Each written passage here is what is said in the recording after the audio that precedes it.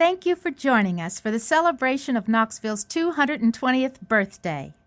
I'd like to tell you a little about Knoxville's beginnings and the role 6 historic homes played in the lives of the remarkable people who created and developed the city of Knoxville and the state of Tennessee. The nation was only 8 years old and still governed by Articles of Confederation when Revolutionary War General James White built a 2-story log house on the bluff that became Knoxville. Soon, stockade walls were added to keep out panthers, bears, and wildcats. Early on, White allowed neighbors to gather within his house to worship and conduct church services. Eventually, probably to get a little sleep of a Sunday morning, he donated his turnip patch for the creation of Knoxville's first Presbyterian church, which is where it stands today. The house and kitchen of James White Fort are original. Among the White family pieces that you can see and touch is a large red cupboard with authentic buttermilk paint. Miraculously, also surviving are a desk, bell, clock, tea set, and original salt box hand-carved by White himself. In fact, in the main house, you can see the table at which Molly White served her wedding breakfast, presumably to prove, too late to do any harm, that she could cook. White's tiny settlement attained unexpected regional significance 5 years later, when William Blount, signer of the recent U.S. Constitution and federally appointed governor of what was then known as the Southwestern Territory, chose White's fort for his capital, naming it Knoxville. In 1792, Blount built his own comparatively elegant mansion, with glass windows so startling to the Indians that they called it the House with Many Eyes. The mansion served as the territorial capital as well as a family home, and reflects Blount's position as a political figure and influential businessman. In early 1796, Blount presided over the convention on Gay Street that transformed part of the Southwest Territory into the state of Tennessee, again with Knoxville as its capital. Blount became one of the state's first U.S. senators, but was forced from office due to his part in a plot to claim the Spanish provinces of Florida and Louisiana for Britain. Luckily, the episode did not hamper Blount's career in Tennessee, as he was later elected to the state Senate, rising to the speakership. Blount died 2 years later in Knoxville, and his home is now a National Historic Landmark. The same year Tennessee became the 16th state, Colonel Francis Alexander Ramsey built the area's first stone house of blue limestone and pink Tennessee marble quarried from the property. Ramsey House is listed on the National Register of Historic Places, and among its many treasures are Tennessee's oldest sampler, made by Colonel Ramsey's daughter, Eliza Jane, and 2 original Chippendale chairs that were wedding presents for Colonel Ramsey and his first wife, Peggy. This structure is also the birthplace of William Ramsey, who in 1838 became Knoxville's first popularly elected mayor, albeit by a single vote. Another Ramsey son, J.G.M., founded the East Tennessee Historical Society in 1829, financed the area's first railroad, and brought the first steamboat to Knoxville. Ramsey House includes more than 100 acres of unspoiled land, a visitor center, and gardens.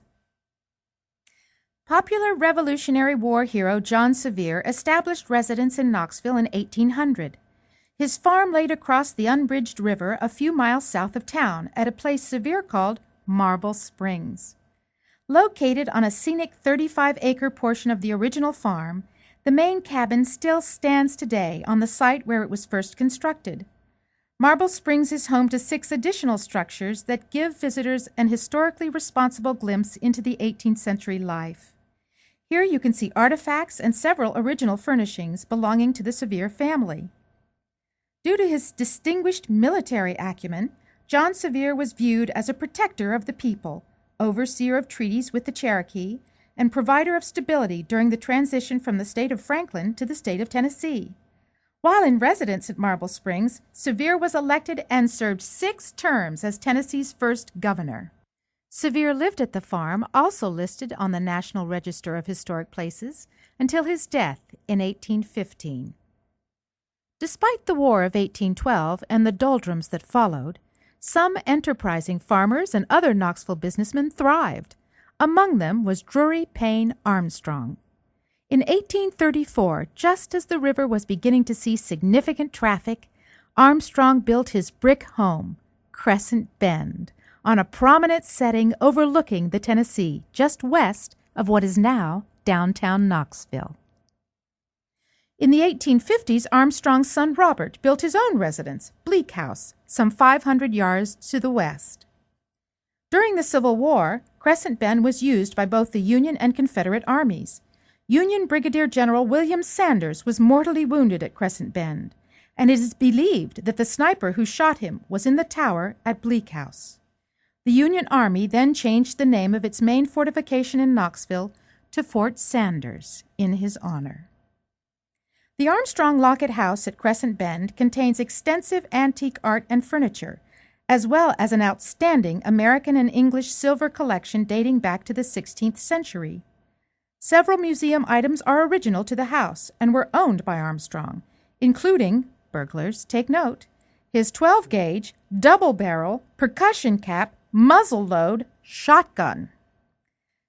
Crescent Bend also features a 3-acre formal Italian terraced garden. Fortunes began to shift in the 1840s and 50s, during which Knoxville was about the same size as Atlanta. Gas street lights, a market house, a Catholic church, and most dramatically, railroads arrived almost simultaneously. And one of those who envisioned a new Knoxville was dynamic young businessman Joseph Alexander Mabry, who in 1857 built a house on the eastern outskirts of town. During the Civil War, the Mabry home was taken over and made into the eastern anchor of the Union's defensive network.